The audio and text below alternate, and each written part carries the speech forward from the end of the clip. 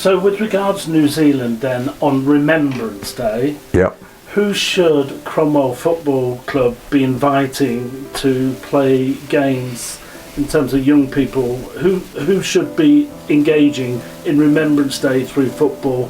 At the moment, you've got Southland Province, you've got Otago, and you've got Canterbury. Canterbury covers Christchurch, and that is probably 3-4 hours away.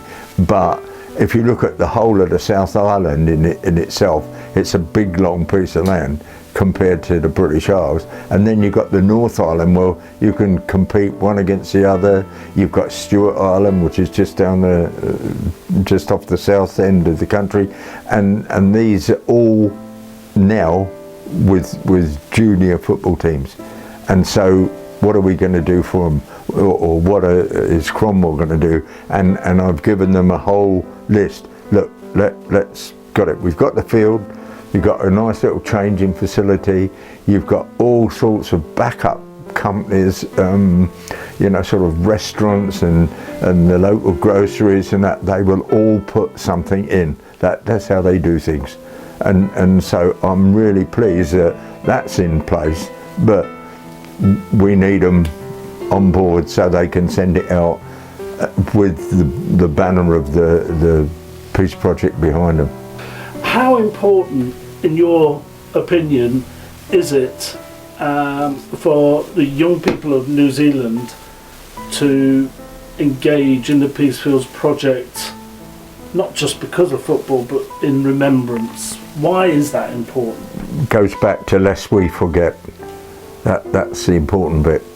And by putting it to the younger generation, and I can tell you that since I've been back in December, then that they've replied to me, just kids, saying thank you very much. For a couple of days we laughed and we had great fun. The provincial boys have been very successful.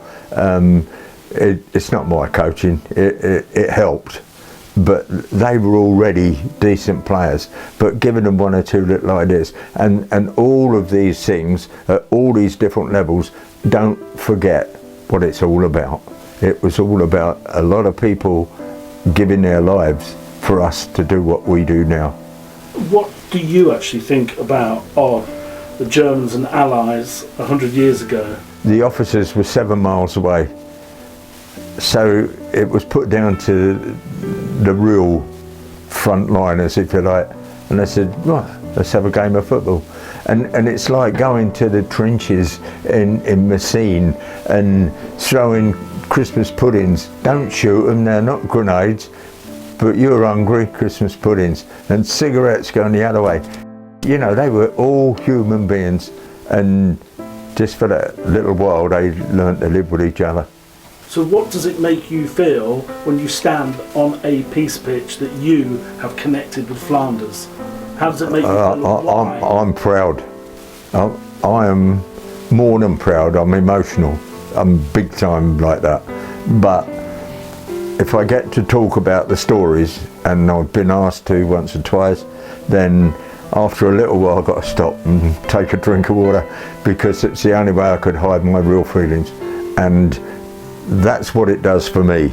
You're out on that field and you can get all the kids in and they all come around and do their little chat before time, and my big line is just don't forget why we're really in this position. It's because somebody gave their lives to enable us to do it.